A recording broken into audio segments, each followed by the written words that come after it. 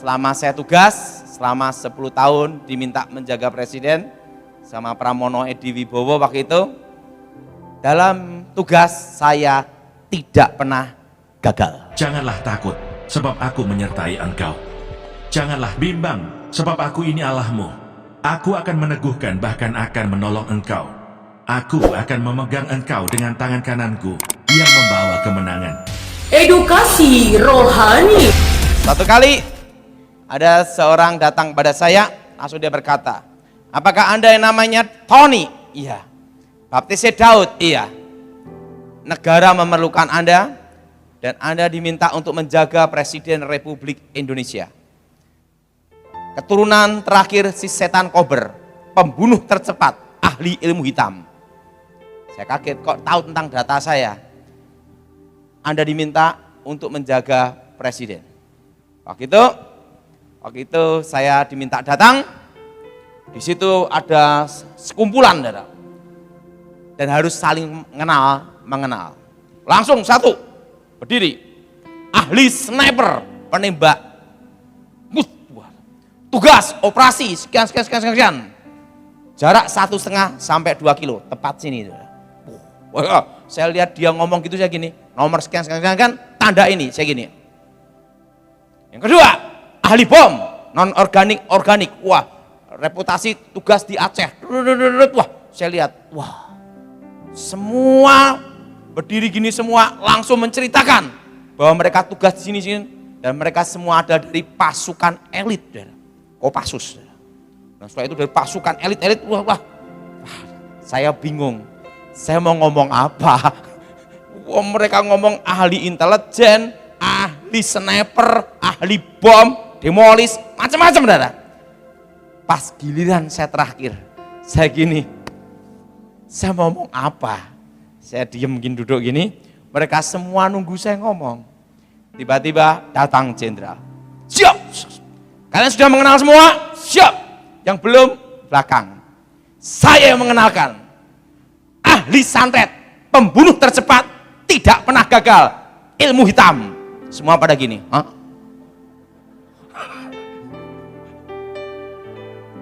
Langsung semua menghadap jenderal, seset semua. Kalian tahu siapa dia? Dialah keturunan terakhir, pembunuh tercepat, si setan kober, dan tidak pernah gagal dalam membunuh orang. Siap jenderal, gini semua dah. Nah, sekarang kalian tahu semua, langsung kenalan semua gini-gini. Dalam hati saya, untung yang kenalin jenderal. Nah, setelah itu apa yang terjadi? Saya diminta menjaga Presiden SBY, itu tidak lama. Saya hanya diminta untuk menjaga dari serangan ilmu hitam dan untuk membantu namanya penanggulangan teror. Itu tidak lama, itu hanya tahun 2004 sampai 2014. Berapa tahun, saudara? 10 tahun. Saya diminta 10 tahun untuk menjaga presiden. Waktu itu saya menghadap Kasat. Ada apa, Daud? Izin jenderal. 2014, siapapun presidennya, saya tidak akan jaga lagi. Kenapa? Saya ingin kembali ke gereja. Saya ingin melayani lagi. Sudah kamu pikirkan, ingat, kalau negara memerlukan kamu, sewaktu-waktu kamu akan diaktifkan kembali. Tidak, jenderal, saya mau kembali ke rumah saya dan saya mau kembali ke gereja dan saya akan melayani. Kapan kamu akan berhenti? Saya tidak akan berhenti tahun 2013 sebelum Presiden SBY turun. Jadi kamu akan selesaikan tugas kamu dengan baik. Iya, saya selesaikan tugas saya dengan baik. 2014, siapapun presidennya, saya tidak jaga lagi. Kalau itu mau kamu mengundurkan diri, baiklah. Tapi ingat satu hal, kamu harus tetap ingat negara. Siap? Nah, 2014 saya tidak menjaga presiden lagi. Dan tahun 2015, setelah Pak Presiden SBY turun, ada seorang dari datang kepada saya, Pak Daud, bagaimana Pak Daud kalau diaktifkan kembali untuk menjaga lagi? Tidak mau. Kenapa? Saya lebih happy di gereja. Nah, dan puji Tuhan, selama saya tugas, selama 10 tahun diminta menjaga presiden sama Pramono Edi Wibowo waktu itu, dalam tugas saya tidak pernah gagal. Dan itu semua karena anugerah Tuhan. Nah, saya kesaksian bagaimana saya bertobat. Kalau orang belum kenal saya, mantan paranormal, dukun sakti. Dikira orangnya kakek berjenggot gondrong. Tidak taunya orangnya kecil tapi keren. Nah, saya orang Blasteran, papa saya Chinese, mama saya ibunya Jawa, ayahnya Cina. Jadi saya 75% Chinese, 25% Jawa. Nah, dari keluarga Jawa inilah mama punya ibu yaitu nenek saya. Nenek punya ibu lagi yaitu kakek nenek buyut. Keluarga dari kakek nenek buyut inilah kakek nenek guru saya. Kakek saya terkenal dengan tokoh aliran putih namanya Sapu Angin, terkenal dengan ilmu saipi angin pindah tempat, dan terkenal dengan ilmu kebal aji lembu sekilan tembak sejengkal, dan terkenal dengan ilmu panglimunan ilmu menghilang. Kakek saya tokoh aliran putih, nenek saya tokoh aliran hitam. Lahirlah saya abu-abu. Nah, nenek saya terkenal dengan ilmu santetnya setan kober, kobaran api setan. Dan dia itu tidurnya di atas api 24 jam. Jadi ini lincak itu dari bambu. Dia tidur di bambu itu dan di bawahnya api menyala harus setiap hari. Karena itu kobaran api setan. Kekuatannya mengambil energi api. Jadi siang malam tidur di api itu, Dara. Mandi pun diginikan dengan api juga, Dara. Sama air diginikan, setelah itu dia mandi gini, Dara. Ilmu santet, Dara. Nah, kakek nenek buyut saya mengalami susah mati, Dara. Kalau ilmunya tidak diturunkan. Dan yang bisa nurunkan ilmunya adalah seseorang yang memiliki hari kelahiran weton setupaing 99. Di antara 5 bersaudara, laki semua, Pendawa 5. Saya anak nomor 2 yang lahir di weton setupaing. Karena itulah sejak usia 9 tahun saya dididik dan dilatih untuk menjadi seorang dukun. Usia 9 tahun pertama kali saya belajar adalah aji tapak banyu, ilmu mengambang di atas air. Nah, gara-gara punya ilmu itu sampai sekarang tidak bisa renang. Nah, disitulah saya belajar ilmu santet, ilmu membunuh tanpa jejak, ilmu batin, ilmu kebal, ilmu menghilang, panglimunan. Selama saya belum bertobat, saya tidak pernah bayar bis dan angkot. Jadi kalau mau masuk angkot, baca mantra panglimunan, ting, langsung hilang, masuk angkot. Nah, begitu mau turun, baca mantra lagi, ting, keluar. Kernetnya gini, hah?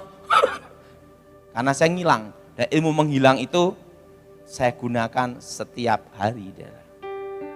Ting, langsung hilang. Nah, disitulah saya belajar kekuatan-kekuatan gaib. Nah, usia 10-11 tahun saya udah menguasai ilmu ngerogo sukmo. Mati sak jering urip, urip sak jering pati. Mati dalam hidup, hidup dalam mati. Mecat rogo, roh keluar. Nah, usia 10-11 tahun itulah guru saya berkata, kamu harus menguasai ilmu kebal sempurna. Saya dipasang jarum emas dan jarum tembaga seluruh badan, dan untuk menguasai ilmu besi kuning, kebal semua senjata. Dan waktu itu setelah dipasang susuk jarum emas, jarum tembaga, mantra besi kuning, pusaka besi kuning masuk dalam badan. Nah, waktu itu guru saya lupa kalau saya belum disunat.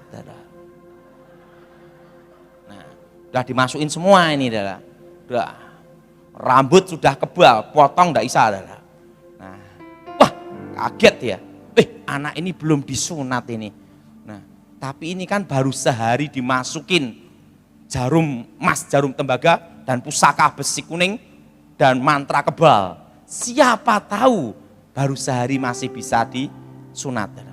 Dibawalah ke tukang sunat. Gini,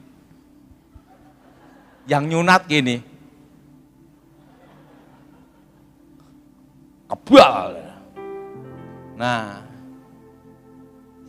langsung guru saya gini, udah telanjur gimana lagi? Nah, terusan ingat, rambut kamu tidak bisa dipotong oleh bikinan pandai apapun, kecuali yang bisa motong rambut kamu hanyalah ibu kandungmu. Makanya saya situ baru mengerti, orang sesakti apapun tidak akan berani melawan ibunya sendiri, karena ilmunya pasti luntur. Nah, waktu itu yang bisa motong rambut kamu adalah ibu yang melahirkan kamu sendiri. Makanya waktu saya belum bertobat, yang bisa motong rambut saya hanya ibu saya. Nah, saat itu guru saya berkata, ada 2 jalan yang harus kamu pilih salah satu. Tapi dua-duanya saya kasih untuk kamu memilih. Kalau kamu jadi orang baik, jadilah orang baik sekalian. Tapi kalau kamu jadi seorang penjahat, jadilah penjahat kelas kakap. Bila perlu di akhirat, jadilah rajanya para penjahat. Jadi ingat, dalam hidup kamu tidak boleh tanggung-tanggung. Karena kakek saya ilmu putih, nenek ilmu hitam. Mereka berdua nunggu saya, kamu milih yang mana? Nenek saya ngomong, kalau kamu milih jalan yang jahat, saya ajarin.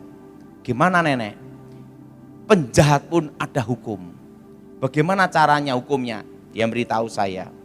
Ingat, kalau di luar kamu boleh jadi iblis, di dalam rumah kamu harus jadi malaikat paling baik di dunia. Loh kok gitu? Kalau kamu di luar rumah jahat, di dalam rumah jahat, nanti kalau stroke siapa yang pelihara? Oh gitu. Jadi penjahat pun punya hukum. Jangan goblok. Oh iya. Oh gitu. Dan ingat, apapun yang terjadi, keluarga nomor 1. Jangan sampai menyakiti atau mengorbankan keluarga. Bila perlu kamu berkorban untuk keluarga. Tapi ingat, di luar kamu boleh jadi iblis. Gitu lah. Nah, saya itu kakek saya yang ilmu putih. Nah, tapi kalau kamu jadi orang baik, jadilah orang baik sekalian. Gini guru, saya mau jadi orang baik aja. Jadi orang baik aja susah, apalagi jadi penjahat. Ya udah, kalau kamu jadi orang baik, sampai matinya pun kamu harus baik. Nah, lulus SD, saya dibekali ilmu namanya Aji Sirep Begonondo. Kalau mantra itu diucapkan, satu kampung tidur semua. Ilmu untuk ngerampok. Karena kakek saya ngajarin saya ilmu putih, ilmu hitam, ilmu putih semua sama dari setan sebenarnya. Nah, di situ saya dibekali jimat ada 100 macam pusaka, keris, tombak, pedang, dan 6 pusaka kebal. Besi kuning, mustika delima, lulang kebulandoh, kitab Stambul, kul buntet, badar besi. Anti tembak, anti bacok, anti cukur. Kebal semua. Nah, kelas 2 SMP kakek saya manggil saya, Ton, sudah titi wanci nih, sudah waktunya kita harus berpisah. Loh, kenapa? Aku akan mati kira-kira 2:30. Sebelum aku mati, aku tahu tentang rahasia takdir. Dan aku tahu jam berapa aku mati. Dan sebelum aku mati, aku memberitahu suatu rahasia penting untuk kamu. Nanti kira-kira usia 18 tahun, kamu akan melihat suatu cahaya terang. Dan usia 19 tahun, kamu akan ketemu seorang raja yang datang dan muncul dari timur. Dan kalau kamu ketemu dia, itulah jalan terang, dalan sing padang. Saya tanya, guru, bagaimana saya tahu tentang jalan terang?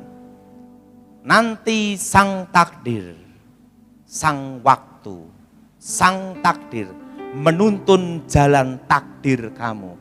Karena kamu yang ditakdirkan untuk ketemu dia, untuk mendapatkan jalan terang, dalan sing padang. Saya itu guru saya ngomong, waktu aku hidup tidak pernah bikin susah anak cucu. Demikian nanti waktu aku mati. 2:30 aku akan mati. Semua olah kanuragan, ilmu kebatinan dan kekuatan batin sudah tak turunkan ke kamu semua. Nah, sekarang sudah waktunya setelah ilmu terakhir saya turunkan, yaitu ilmu pamengkang jagat. Berarti sudah waktunya kita berpisah. Tapi sebelum aku mati, aku tidak mau bikin susah anak cucu. Besok kan ada bukaan nomor SDSB, Rebu malam Kemis. Besok nomor buntute 50. Belikan uang ini untuk beli nomornya, untuk beli peti matiku. Ini uangnya. Nah, setelah itu seluruh keluarga dikumpulkan. Ton, karena aku punya ilmu saipi angin, seumur hidup tidak boleh pakai alas kaki. Karena aku mau menghadap yang maha kuasa, harus kelihatan ganteng, gitu lah. Langsung dia pakai sepatu, dia ngomong, wah gini, pakai sandal aja, pakai sandal, oh iya, lama enggak pakai alas kaki rasanya beda, dia bilang gitu. Oke, setelah itu pakai baju safarian gitu, langsung dia ngomong, kumpulkan keluarga. Langsung dia cerita, Ton, aku ingin agar-agar terakhir dalam hidupku. Karena ada agar-agar yang gambar burung walet loh, saudara. Langsung dibelikan, dia ngomong, karena ini adalah makananku yang terakhir. Langsung kira-kira 2:30 langsung dia semedi gini, terus meninggal tanpa sakit. Dan kakek saya meninggal umur 100, tidak sakit. Nah, setelah itu saudara, kakek saya meninggal, saya kehilangan arah. Usia masih remaja, dibekali kekuatan sehebat itu, saudara. Ilmu itu kan panas, mau nyoba terus. Katanya ada dukun sakti, langsung saya datengin. Saya tunjukkan aji panglimunan ilmu menghilang. Ting menghilang, ting menghilang. Dukunnya bingung, menghilang di mana anak ini? Malah dukunnya jadi murid saya. Nah, saya cari lawan. Kan ingin tahu latihan bertahun-tahun tuh gunanya apa kan gitu dah. Saya kalahkan satu demi persatu dah. Wah, pertarungan terus, kalahkan berbagai aliran. Mendekati usia 18 tahun. Setelah melewati pertarungan demi pertarungan, saya diajak kakak saya, Ton, ada KKR-nya Gilbert Lumaindong, ceweknya sip-sip.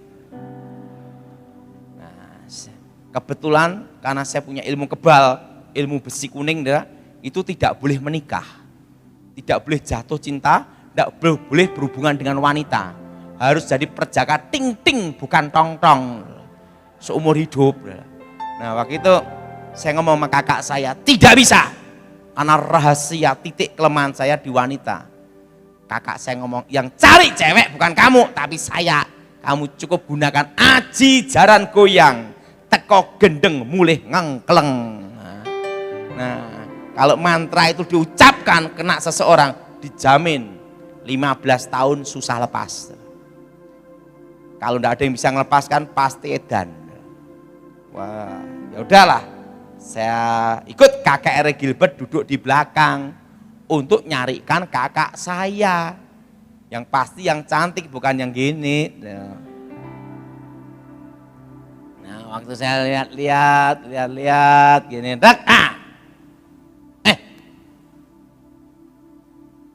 tiba-tiba pendeta Gilbert khotbah. Orang Kristen tidak bisa disantet, tidak bisa dimantrai, tidak bisa diguna-gunai. Dari belakang saya berkata, ini pendeta gemuk montok nantang orang ini. Nah, saya baca mantra setan kober supaya pendeta gemuk itu pingsan di mimbar, muntah darah, jemaat bubar. Saya baca santet setan kober. Yes. Gilbert berkata, haleluya, Tuhan memberkati. Ilmu saya kabur. Itu tahun 92.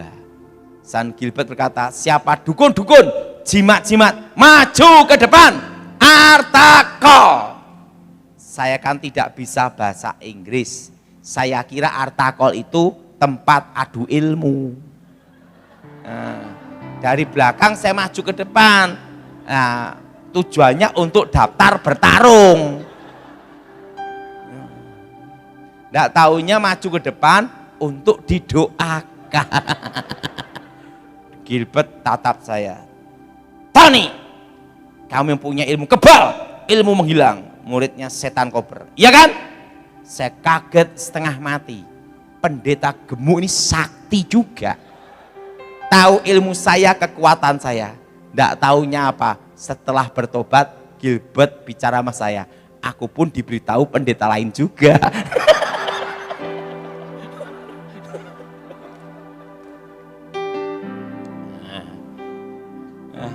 Saya tantang Gilbert bertarung. Kalau aku kalah, ikut kamu. Kalau kamu menang, kalau aku kalah, aku ikut kamu.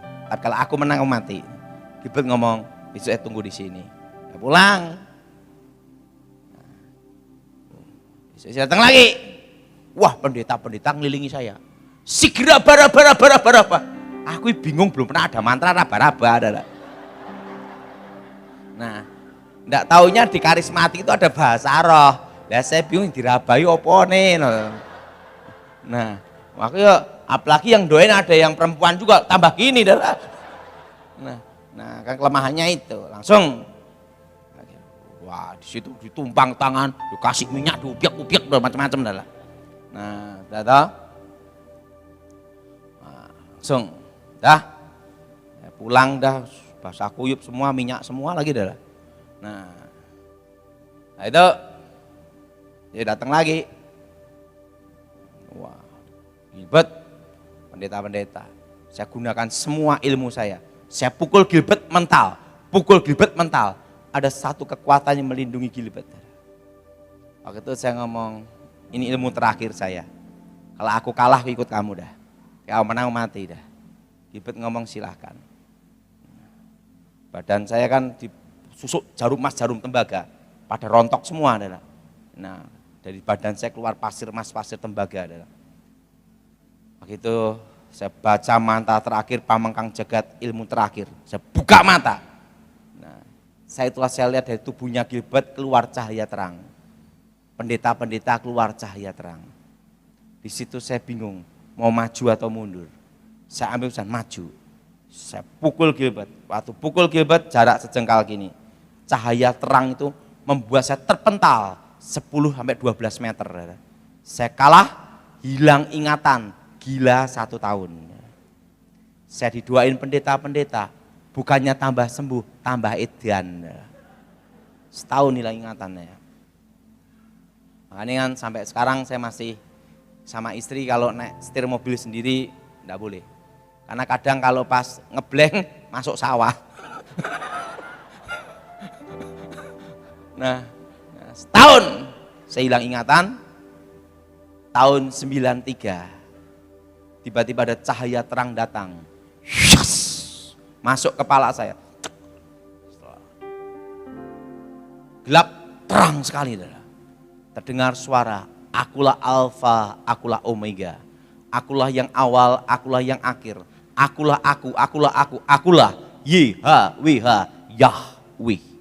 Aku telah mati, bangkit hidup kembali. Akulah Yesua Hamasia. Tiba-tiba cahaya itu muncul satu sosok saudara.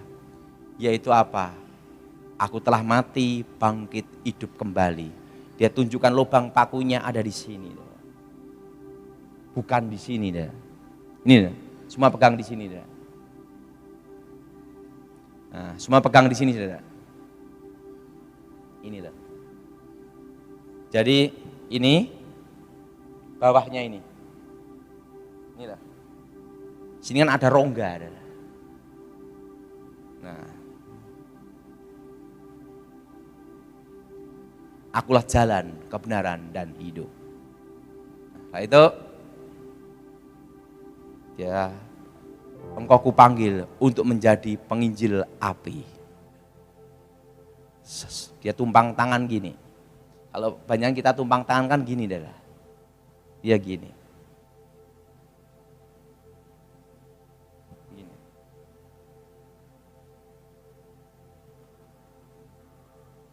Setelah itu, tapi saya tidak bisa lihat wajahnya, terang benderang. Dah. Setelah itu, dia gini. Hilang. Nah, saya sembuh dari hilang ingatan.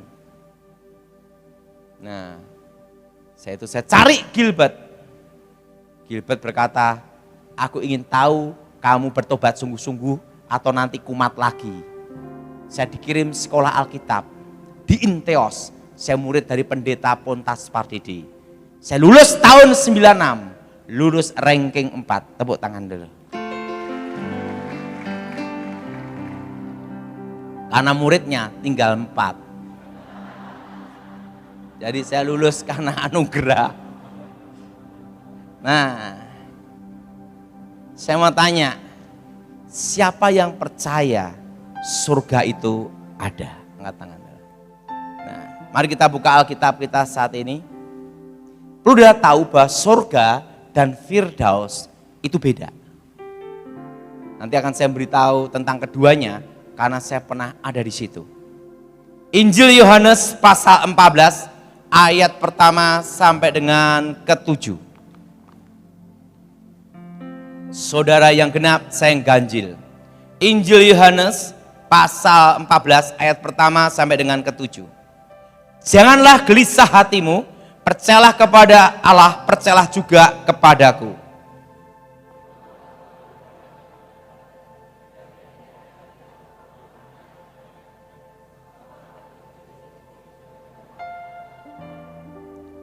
Dan apabila aku telah pergi ke situ dan telah menyediakan tempat bagimu, aku akan datang kembali dan membawa kamu ke tempatku, supaya di tempat di mana aku berada, kamu pun berada. Kata Thomas kepadanya, Tuhan, kami tidak tahu kemana engkau pergi, jadi bagaimana kami tahu jalan ke situ?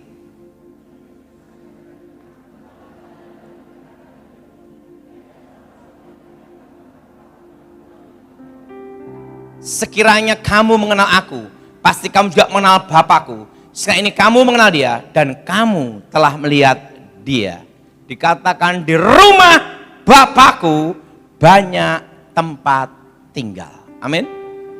Nah, waktu saya sekolah Alkitab, perlu dia tahu bahwa Tuhan tidak pernah berjanji langit selalu gelap. Tuhan tidak pernah berjanji langit selalu terang.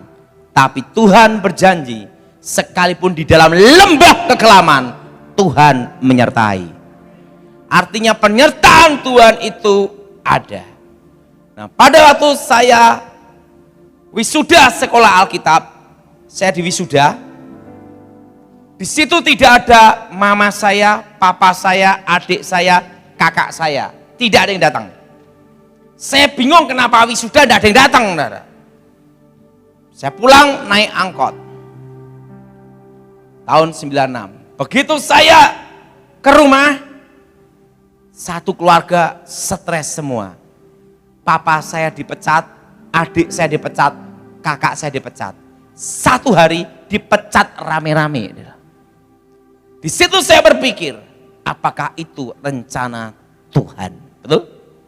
Alkitab berkata, berancangan Tuhan damai sejahtera. Amin. Ingat, manusia hanya melihat hari ini, tapi Tuhan melihat ke depan. Itu bedanya dan indah pada waktunya. Waktu itu saya langsung berdoa cari Tuhan. Kalau satu keluarga stres, tidak ada satu yang bangkit, satu keluarga edan, betul? Harus ada satu yang normal untuk bangkit. Waktu itu saya berdoa. Semua dipecat, saya berdoa. Tuhan, apa yang harus saya lakukan? Waktu saya berdoa, ada suara Tuhan. Daud. Ada apa Tuhan? Apa yang ada di tanganmu, lakukan dengan setia. Tiba-tiba ada plastik bekas gula di tangan saya. Saya ngomong sama Tuhan, Tuhan, apakah aku mau jadi pemulung? Mantan dukun santet bertobat jadi pemulung. Dan tiba-tiba Tuhan bicara, dengan tanda inilah engkau akan menang. Saya lihat ada salib di langit. Engkau akan menang. Nah setelah itu, jual plastik berarti ini. Langsung saya itu ngomong sama mama saya, Ma, aku mau jualan plastik, aku perlu modal. Daud, di antara anak mama, kamu yang paling goblok, gitu dah. Di kelas pun juga paling bodoh, tahunnya hanya Jopo Montro, gitu dah. Ma, beri aku kesempatan. Daud, ini ada uang 100.000 rupiah. 100.000. Kalau kamu berhasil, berarti memang Tuhan yang menyertai. Tapi kalau gagal, inilah modal terakhir. Saya dikasih 100.000 rupiah, bukan dolar, rupiah adalah. Mah, aku perlu sepeda motor untuk kelilingan plastik. Daud, ini ada sepeda motor Poswan. Tapi ingat Daud, bulan depan tidak bisa bayar kreditnya. Karena semua dipecat. Kamu yang nerusin. Gitu dah. 100.000 ini saya belikan plastik di agen plastik kilat di Balong. Saya masih ingat itu. Dapat kresek hitam HD 25 kilo. Saya belum pernah kerja sama sekali. Bingung gimana cara jualnya adalah. Saya berdoa. Ingat, segala sesuatu yang dilakukan dengan doa, di situ ada kekuatannya. Saya doa, Tuhan, aku mau kemana? Saya berbahasa roh menyembah Tuhan. Tapi suara Tuhan itu kembali bicara lagi. Saya lihat di langit. Dengan tanda inilah engkau akan menang. Salib. Nah setelah itu saudara, saya jualan plastik, saya jual ke simbok-simbok. Sehari hanya untung 2.000, 3.000, 5.000. Saya berdoa terus, saya jualan. Dari omset 25 kilo itu saudara, jadi setengah kintal. Dari setengah kintal jadi 1 kintal. Dari 1 kintal jadi setengah ton. Dari setengah ton jadi 1 ton. Jadi puluhan ton sampai jadi pabrik plastik. Nah, dan ingat tidak ada utang bank. 100.000. Setelah itu saudara, setelah diberkati Tuhan, lupa panggilan Tuhan. Makanya orang jatuh dalam dosa itu bukan pada waktu susah, tapi pada waktu diberkati. Justru pada waktu diberkati itulah ujian yang paling berat. Nah, saudara, ingat, laki-laki diuji pada waktu kaya raya. Apakah dia tetap setia? Kalau miskin, siapa yang mau? Betul? Betul? Kalau udah kaya, itu yang bahaya. Makanya ingat, ujian yang paling berat bagi seorang laki-laki pada waktu diberkati dan kaya. Tapi ujian seorang wanita justru pada waktu miskin. Apakah tetap setia mendampingi suami? Betul? Yang setia angkat tanganmu, yang tahu Tuhan sendiri. Dan apa yang terjadi? Disitulah saya lupa panggilan Tuhan. Bahwa Tuhan sudah memanggil saya. Karena kalau bisnis itu jelas, cuan ciak cao, betul? Tapi kalau pelayanan itu banyak proyek thank you. Jemaat yang pelit sama yang murah hati, banyak yang pelit. Betul? Ya tanya Tuhan sendiri. Dan apa yang terjadi? Saya bisnis, lupa panggilan Tuhan. Pagi-pagi saya berdoa. Tuhan bicara sama saya, Daud, ada apa Tuhan? Sudah waktunya untuk ke rumah Bapa. Wah, kaget aku. Oh, mati ya? Saya belum siap. Tuhan, aku minta umurku diperpanjang walaupun hanya sesaat. Kalau Engkau memberi aku waktu sesaat saja, aku akan melayani Engkau sungguh-sungguh. Hari ini Engkau di rumah Bapa. Saya bangun, saya sedih sekali. Saya belum siap karena saya belum memberikan yang terbaik dalam hidup saya. Saya sibuk dalam bisnis. Waktu itu saya nemuin mama saya, "Mah, aku mau pulang ke rumah Bapak." Wedan apa? Stres apa? Ngurusi utang? Enggak.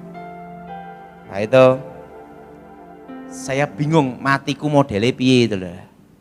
Nah, saya boncengan sepeda motor sama kawan saya. Jalan 60 ke atas, kenceng. Jalan 60-an. Wah, ada truk. Truknya itu kenceng juga. Wah, ini mau nyalip. Nggak taunya truknya berhenti mendadak tanpa rating. Yang makanya kecelakaan motor yang paling bahaya itu bukan yang di depan, tapi yang di belakang. Karena yang di belakang nggak tahu apa-apa, betul? Wah, begitu gini, yang depan langsung gini. Saya kan nggak tahu, langsung bor gini. Di truk belakang, bak truk itu. Nah, makanya sejak kejadian itu, kalau saya naik motor mintanya depan.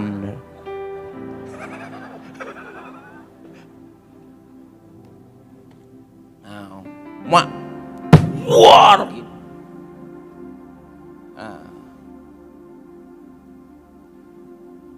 Malaikat tingginya 3 meter.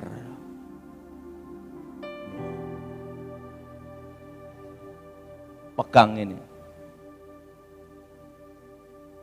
Naik ke atas. Ada sebuah tangga emas. Tangga. Di tangga itu ada sebuah tahta. Di atas tangga itu puncaknya. Dan itu saudara, malaikat berlaksa-laksa, beribu-ribu laksa. Memuji, menyembah seperti derau air bah. Dan malaikat itu bicara pada saya dalam suatu bahasa, bukan bahasa manusia. Saya juga bicara, jadi nanti kita di surga bukan bahasa manusia, ada bahasanya sendiri. Dan tapi saya ngerti, dia juga ngomong, bahasa malaikat, bahasa roh. Lagu-lagu pujian penyembahan sebelum dinyanyikan di muka bumi, terlebih dahulu dinyanyikan di surga. Jadi lagu-lagu baru yang ada di gereja itu lagu expired semua di surga adalah. Nah, setelah itu malaikat berkata, sebelum kau menghadap yang maha kuasa, engkau harus masuk ke satu ruangan dulu. Saya diajak jalan. Di suatu ruangan tirainya terkoyak dari atas ke bawah. Dan di situ saya melihat tabut perjanjian. Ya, seperti ini, tetapi ada ininya. Inilah. Ini kan tidak ada. Itu ada ininya. Di modelnya itu gini, gini, nah gini. seperti ini, tapi ada ininya. Dan apa yang terjadi? Tiba-tiba ada pujian penyembahan. Biar awan kemuliaan-Mu turunlah memenuhi bait suci-Mu. Awan kemuliaan. Rohku sujud menyembah-Mu. Karena waktu itu roh saya bersujud di situ. Malaikat berkata, engkau dilayakkan masuk ke tempat ini. Ruang Mahaku Kudus. Saya melihat tabut perjanjian. Dan malaikat itu menjelaskan apa yang dilihat Musa di gunung itu tentang kemah suci adalah gambaran dari tempat ini. Jadi aslinya ada di surga. Amin. Jadi Musa itu melihat dari situ. Mari engkau menghadap yang maha kuasa. Saya diajak jalan kembali ke tempat itu. Ke tangga emas itu lagi. Dan di tahta itu terdengar suara. Daud, Daud, Daud, Daud. Sebenarnya sudah waktumu ada di sini. Tapi karena engkau minta umurmu diperpanjang di muka bumi, maka umurmu akan diperpanjang di muka bumi. Selama umurmu diperpanjang di muka bumi, pergunakan hidupmu sebaik-baiknya. Sebelum kau kembali ke rumah orang tuamu, akan kutunjukkan apa yang akan terjadi atas hidupmu dan bangsamu. Sebelum dunia dijadikan, aku sudah mengenalmu. Dan sebelum dunia dibentuk, aku sudah menentukanmu. Akulah Alfa, akulah Omega, akulah Yahweh. Yes. Tangannya gini, langsung seperti layar lebar. Yes. Hari-hari yang akan terjadi. Dari sebelum dunia ini ada, dia sudah tahu semuanya. Dan apa yang terjadi atas dunia ini dari awal sampai akhir itu sudah ada di sana. Tangannya gini. Yes. Yes. Hari yang akan datang, Indonesia terpecah menjadi 3. Timor sudah lepas, 2 akan menyusul. Yes. Saya lihat bom meledak di sana sini. Saya lihat darah. Saya ngomong sama Tuhan, saya lihat bom, Tuhan, aku tidak jadi balik, enggak apa-apa, wong bome. Jadi sebelum gereja-gereja kena bom itu saya udah lihat di situ bom. Saya lihat, yes, hati-hati. Sang Tuhan bicara sama saya. Tangannya gini, hari yang akan terjadi. Indonesia dipulihkan Tuhan 25 tahun.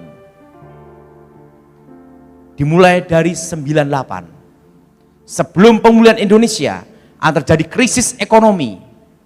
Anginnya akan datang 2018, 2019. Dan badainya akan datang 2020.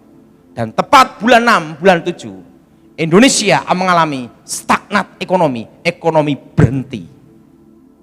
Dan menuju 2023, setitik terang akan datang atas bangsa ini. Tepatnya bulan Januari, setitik terang. Ngomong sama sebelahnya, setitik terang. Itu 2023. Yes. Hari yang akan terjadi. Nanti saya beritahu cara menghadapi krisis. Yes. Nah, setelah itu yang ditata itu jalan mendekati saya. Mari kutunjukkan di rumah Bapakku banyak tempat tinggal. Saya dipegang, diajak jalan. Apa yang ingin kau tanyakan? Ku jawab, Tuhan, kapan engkau datang? Waktu saya tanya, Tuhan, kapan engkau datang? Tuhan bicara, engkau tidak perlu tahu masa dan waktunya. Karena tidak ada seorang pun manusia atau malaikat atau nabi yang tahu kapan aku datang. Tapi yang perlu engkau tahu, aku menyertai umatku sampai kesudahan zaman.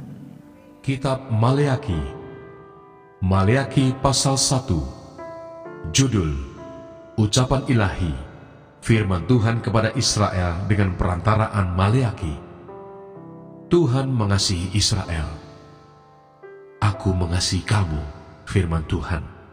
Tetapi kamu berkata, dengan cara bagaimanakah engkau mengasihi kami? Bukankah Esau itu kakak Yakub? Demikianlah firman Tuhan. Namun aku mengasihi Yakub, tetapi membenci Esau. Sebab itu aku membuat pegunungannya menjadi sunyi sepi, dan tanah pusakanya kujadikan padang gurun. Apabila Edom berkata, kami telah hancur, tetapi kami akan membangun kembali reruntuhan itu, maka beginilah firman Tuhan semesta alam. Mereka boleh membangun, tetapi aku akan merobohkannya, dan orang akan menyebutkannya daerah kefasikan dan bangsa yang kepadanya Tuhan murka sampai selama-lamanya. Matamu akan melihat dan kamu sendiri akan berkata, Tuhan Maha Besar sampai di luar daerah Israel. Pencemaran korban-korban. Seorang anak menghormati bapaknya dan seorang hamba menghormati tuannya. Jika aku ini bapa, di manakah hormat yang kepadaku itu? Jika aku ini Tuhan, di manakah takut yang kepadaku itu? Firman Tuhan semesta alam kepada kamu, hai para imam yang menghina namaku. Tetapi kamu berkata, dengan cara bagaimanakah kami menghina namamu? Kamu membawa roti cemar ke atas mezbahku, tetapi berkata, dengan cara bagaimanakah kami mencemarkannya? Dengan cara menyangka, meja Tuhan boleh dihinakan. Apabila kamu membawa seekor binatang buta untuk dipersembahkan, tidakkah itu jahat? Apabila kamu membawa binatang yang timpang dan sakit, tidakkah itu jahat? Cobalah menyampaikannya kepada bupatimu, apakah ia berkenan kepadamu, apalagi menyambut engkau dengan baik. Firman Tuhan semesta alam. Maka sekarang, cobalah melunakkan hati Allah, supaya ia mengasihani kita.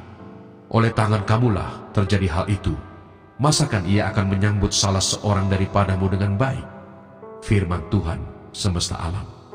Sekiranya ada di antara kamu yang mau menutup pintu, supaya jangan kamu menyalakan api di mezbahku dengan percuma. Aku tidak suka kepada kamu, firman Tuhan semesta alam. Dan aku tidak berkenan menerima persembahan dari tanganmu, sebab dari terbitnya sampai kepada terbenamnya matahari, namaku besar di antara bangsa-bangsa, dan di setiap tempat dibakar dan dipersembahkan korban bagi namaku, dan juga korban sajian yang tahir, sebab namaku besar di antara bangsa-bangsa. Firman Tuhan semesta alam. Tetapi kamu ini menajiskannya, karena kamu menyangka meja Tuhan memang cemar, dan makanan yang ada di situ boleh dihinakan. Kamu berkata, lihat, alangkah susah payahnya, dan kamu menyusahkan aku, firman Tuhan semesta alam.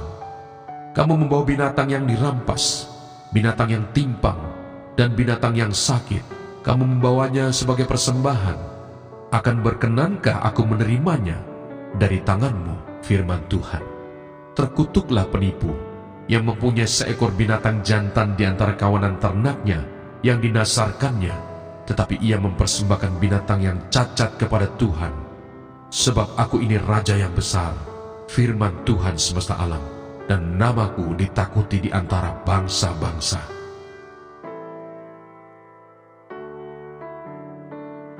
Maleaki pasal 2. Murka Tuhan terhadap para imam. Maka sekarang, kepada kamulah tertuju perintah ini, hai para imam. Jika kamu tidak mendengarkan, dan jika kamu tidak memberi perhatian untuk menghormati namaku, firman Tuhan semesta alam, maka aku akan mengirimkan kutuk ke antaramu, dan akan membuat berkat-berkatmu menjadi kutuk, dan aku telah membuatnya menjadi kutuk. sebab kamu ini tidak memperhatikan. Sesungguhnya aku akan mematahkan lenganmu dan akan melemparkan kotoran ke mukamu, yakni kotoran korban dari hari-hari rayamu, dan orang akan menyeret kamu ke kotoran itu. Maka kamu akan sadar bahwa kukirimkan perintah ini kepadamu, supaya perjanjianku dengan Lewi tetap dipegang, firman Tuhan semesta alam. Perjanjianku dengan dia pada satu pihak ialah kehidupan dan sejahtera, dan itu kuberikan kepadanya pada pihak lain ketakutan, dan ia takut kepadaku dan gentar terhadap namaku. Pengajaran yang benar ada dalam mulutnya, dan kecurangan tidak terdapat pada bibirnya. Dalam damai sejahtera dan kejujuran ia mengikuti aku, dan banyak orang dibuatnya berbalik daripada kesalahan. Sebab bibir seorang imam memelihara pengetahuan, dan orang mencari pengajaran dari mulutnya, sebab dialah utusan Tuhan semesta alam. Tetapi kamu ini menyimpang dari jalan. Kamu membuat banyak orang tergelincir dengan pengajaranmu. Kamu merusakkan perjanjian dengan Lewi, firman Tuhan semesta alam. Maka aku pun akan membuat kamu hina dan rendah bagi seluruh umat ini, oleh karena kamu tidak mengikuti jalan yang kutunjukkan, tetapi memandang bulu dalam pengajaranmu. Tuhan memarahi Israel karena kawin campur dan perceraian. Bukankah kita sekalian mempunyai satu Bapa? Bukankah satu Allah menciptakan kita? Lalu mengapa kita berkhianat satu sama lain, dan dengan demikian menajiskan perjanjian nenek moyang kita? Yehuda berkhianat, dan perbuatan keji dilakukan di Israel dan di Yerusalem, sebab Yehuda telah menajiskan tempat kudus yang dikasihi Tuhan, dan telah menjadi suami anak perempuan Allah asing. Biarlah Tuhan melenyapkan dari kemah-kemah Yakub segenap keturunan orang yang berbuat demikian, sekalipun ia membawa persembahan kepada Tuhan semesta alam. Dan inilah yang kedua yang kamu lakukan: kamu menutupi mezbah Tuhan dengan air mata, dengan tangisan dan rintihan, oleh karena ia tidak lagi berpaling kepada persembahan dan tidak berkenan menerimanya dari tanganmu. Dan kamu bertanya, oleh karena apa?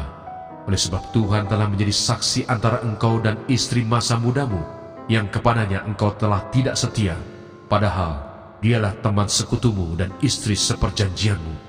Bukankah Allah yang esa menjadikan mereka daging dan roh? Dan apakah yang dikehendaki kesatuan itu? Keturunan ilahi. Jadi jagalah dirimu, dan janganlah orang tidak setia terhadap istri dari masa mudanya. Sebab aku membenci perceraian, firman Tuhan Allah Israel, juga orang yang menutupi pakaiannya dengan kekerasan, firman Tuhan semesta alam. Maka jagalah dirimu, dan janganlah berkhianat. Tuhan datang untuk menghukum. Kamu menyusahi Tuhan dengan perkataanmu, tetapi kamu berkata, dengan cara bagaimanakah kami menyusahi Dia? Dengan cara kamu menyangka setiap orang yang berbuat jahat adalah baik di mata Tuhan. Kepada orang-orang yang demikianlah Ia berkenan, atau jika tidak, di manakah Allah yang menghukum?